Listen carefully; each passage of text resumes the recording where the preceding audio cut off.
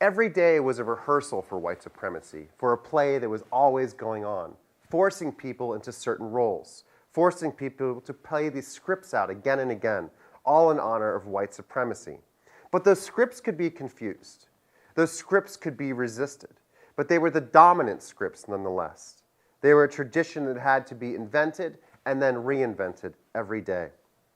Consider railroad stations, where if you were an African American, you would enter through a separate door than existed for white people. And as you entered through the second separate door, you were still in the vast cavernous space of trying to buy a ticket. If there were any white people there, they got to be served ahead of you. And then if you managed to get to an attendant to buy your ticket, you were helped indifferently. Maybe you were even charged extra. And then you were shuttled off to a separate waiting room from the white one. W.E.B. Du Bois, recounting his experiences in southern railroad stations, remarked, quote, "Did you ever see a Jim Crow waiting room? Usually there is no heat in the winter, no air in summer, with undisturbed loafers and train hands and broken, disreputable settees." And then there's the absolute weird part, that after all this careful segregation, as you wait for the train, you wait on the same platform, where one African-American reformer said, quote, "The railroad platform seemed to baffle Southern white ingenuity. There was no way to actually make two of them." But then once you're back on the train, the racial order is restored. The Jim Crow car, where African Americans would sit, was next to the engine with soot and filth and smoke, unclean with old seats and smelly, with no meals or terrible meals. Du Bois had only one word for the toilet: don't. And yet, this fact that African Americans were forced into these terrible conditions, often at higher prices, was a way for white people to remark on the ways that these people would not, they'd be okay with living in such conditions. They're naturally fit for such conditions. They don't expect to have the same kind of civilized behaviors that we do, or civilized spaces that we do. And so every action, even on a train, was a way to affirm the hierarchy of the white race over black people in everyday, every way situations. These differences were most apparent in the cities, but they are, of course, also in the country. But it didn't begin all at once. It wasn't something that emerged wholly in the 1880s and 1890s. It's something that slowly emerged, something that spread like a cancer from the cities out into the country. It was from the city, from urbanization, that this new Jim Crow order emerged. As a child, the white Southerner and future educational reformer John Andrew Rice had visited Columbia, South Carolina. And when he visited there, he noticed something new. Quote, "On the main entrance to the town was the depot, and it was different from his country depot. In there were two doors to two waiting rooms, and on these two doors, arresting signs, white and colored. Within a decade, these signs would spread all across commercial spaces. They would not just be in train spaces, but also restaurants and theaters and shops. And as people took the trains home from the cities, they took those signs with them. They took that architecture with them, building all sets of strange doors, unnecessary doors now if you tour them, into buildings that were public spaces. But undermining all of this was the very fact that black people were now paid in cash. How could you get that cash into your business if you were discriminating against them? And this segregation created at once a challenge for white retailers and a possibility for black business people.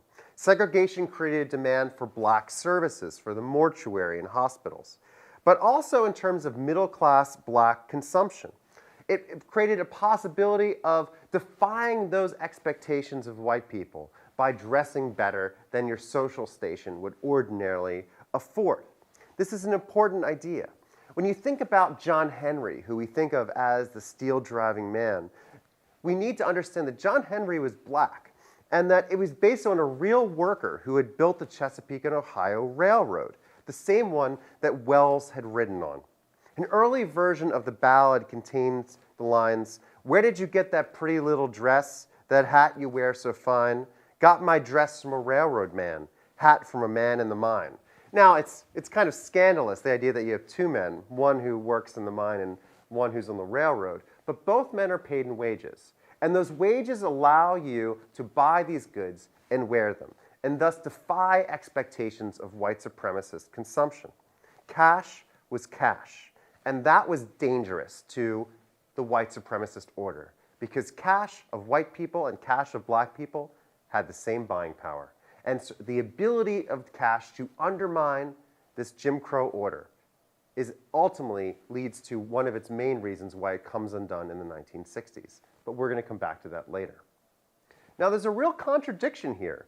On the one hand, you have profit motive, and on the other hand, you have white supremacy. White supremacy versus consumer capitalism. This is the core contradiction of Jim Crow capitalism. Thinking about what it would mean to actually just sell to everybody equally. Now, in this period, African Americans are not paid as well as white people. And so it's relatively easy to just give up on that share of the market. But as we come back to it over the course of the 20th century, we'll see that it's not so easy to give up on a large fraction of the population that actually earns money. Now, if we consider Jim Crow in the city, we need to also think about Jim Crow in the country as it follows those rail lines out into the country, where those country stores are. Now, those country stores were, as we've talked about before, about enforcing a certain kind of order and authority. They gave out debt to their customers. They enforced certain kinds of relationships with local plantation owners. And most importantly, after Jim Crow, they still enforced the white supremacist order. They did exactly the same things that happened to black customers in the city. If a white customer was in the store, then a black customer had to wait. They didn't really have the same kinds of choice over what kinds of products to buy, as they were constantly being told what to do by the store owner, who may have even charged them more than he would charge white customers. This monopoly situation that occurred in most rural communities was undone by the catalog, with first the Montgomery Ward's catalog and then the Sears catalog. Suddenly, African American consumers in the country had options besides that one particular store owner. They could buy without asking permission. This is something that's very important to realize, that when you go into a store in the 1890s, you had to actually ask the clerk for the goods off the shelf. You couldn't take them yourself. And so you could buy whatever you wanted. You could buy whatever you wanted without being interrogated about whether you should have it or not. You could buy whatever you wanted without waiting, without being watched.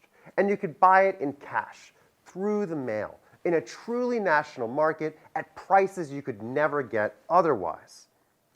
Now, the storekeepers fought back. If they controlled the mail service, as they did in many small towns, then they would refuse to sell stamps to black people. They would refuse to sell them money orders or even write purchase requests, since so many people were illiterate. This happened so frequently that part of the Sears catalog gave specific instructions to customers on how to evade their local postmasters and speak directly to the mail carrier. Quote, "Just give the letter and the money to the mail carrier, and he will get the money order at the post office and mail it in the letter for you." Storekeepers throughout the South had celebratory bonfires of the catalogs in their town. They were willing to forsake even the purchasing by other white people in the area just to make sure that African Americans had no alternative. My favorite part about this, about how terrifying the catalog was to this white supremacist consumer order, was the rumor that both Sears and Ward were black.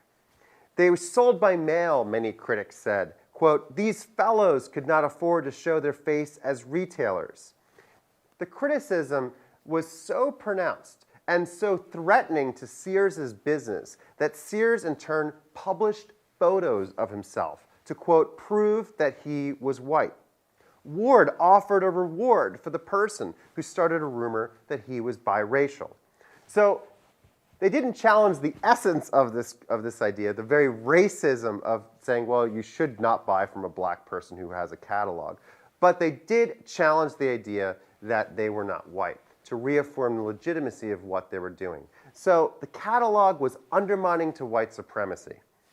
These kinds of rumors did not affect sales as much as show how intimately race and commerce and identity were connected in the countryside, and how dangerous it was to the local order for consumers to have access to national markets. So at the center of this idea of white supremacy and consumer capitalism was a contradiction.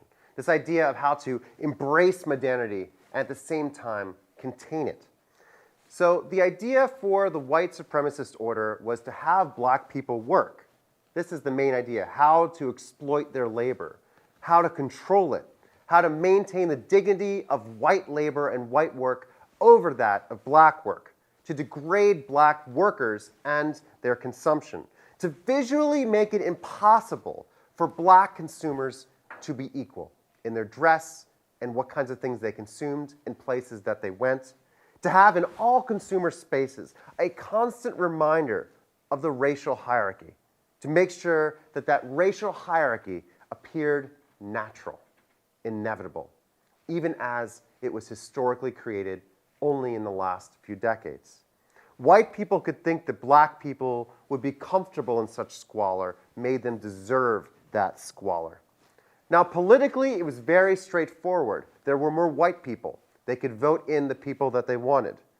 But to profit from black consumption, white people had to sell them goods. And that is the essential contradiction, the undermining weakness of the white supremacist order within capitalism. A contradiction between, on the one hand, free wage labor, and on the other hand, unfree cash consumption.